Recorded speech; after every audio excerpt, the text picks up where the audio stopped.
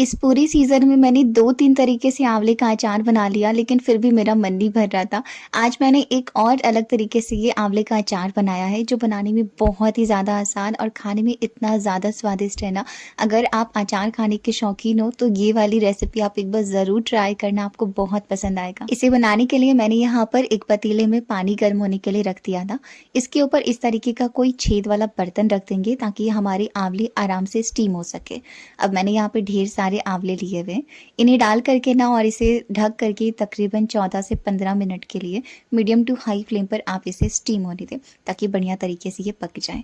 वैसे ये बहुत सारे आंवले हैं जिनकी मैंने अलग अलग रेसिपीज़ बनाई थी। तो इस वाले अचार को बनाने के लिए मैंने तकरीबन 20 से 25 आंवले को निकाल करके और धूप में रख दिया है तकरीबन 2 घंटे के लिए, ताकि जो भी उसके अंदर का मॉइस्चर है ना वो निकल जाए।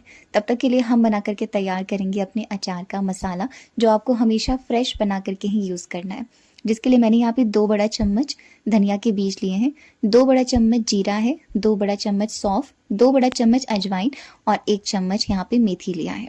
इन सभी को हमें मीडियम टू लो फ्लेम पर भूनना है, ताकि जो हमारे मसाले वो बढ़िया तरीके से सीखे।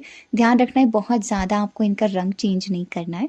इसके बाद ना मैंने इसमें तकरीबन 5 से 10 तेज पत्ता और कुछ मैंने लाल मिर्ची ऐड कर दी है। आप अपने टेस्ट के अकॉर्डिंग ऐड करना। साथ में 1 छोटी चम्मच सरसों ऐड कर दी है। इन सभी को आप बढ़िया तरीके से भून लीजिए। जब इसमें बढ़िया सी खुशबू आने लगी और थोड़ा थोड़ा रंग चेंज हो जाए, तो गैस का फ्लेम ऑफ करके आप इसे अच्छे तरीके से ठंडा कर लीजिए और ग्राइंडर जार में डाल करके ग्राइंड कर लीजिए। ये ढेर सारा मसाला है जिसका मैंने अलग अलग अचार में यूज़ किया था, इसलिए ना मैंने एक बार में इतना सारा मसाला तैयार कर लिया है।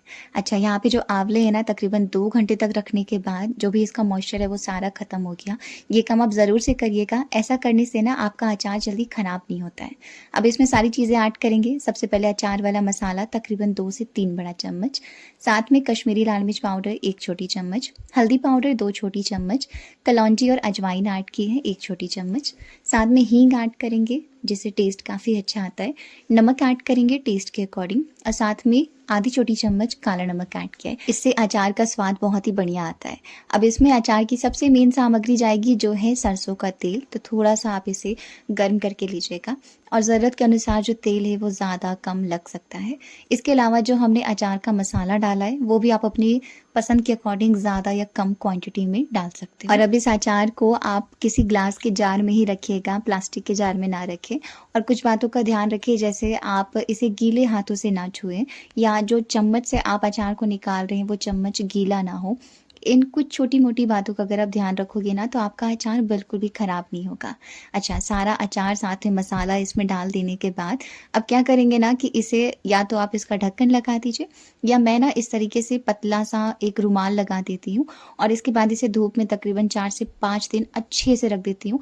ऐसा करने से आपका अचार जो है ना वो जल्दी ख़राब नहीं होता, इसकी शेल्फ लाइफ बढ़ जाती है और साथ में सारे मसाले वगैरह बढ़िया से मिल जाते हैं। तो एक बार ये वाला अचार आप ज़रूर से ट्राई करिएगा, आपको ये बहुत ही ज़्यादा पसंद आएगा।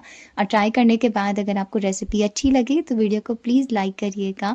लाइक करना बिल्कुल ना भूलें, क्योंकि आपके लाइक्स व्यूज़ हमें बहुत सारा मोटिवेशन देते हैं। बाकी मिलूंगी आपसे अगले वीडियो में, तब तक के लिए आप सभी खुश रहिए, स्वस्थ रहिए। Thank you so much. Radhe Radhe.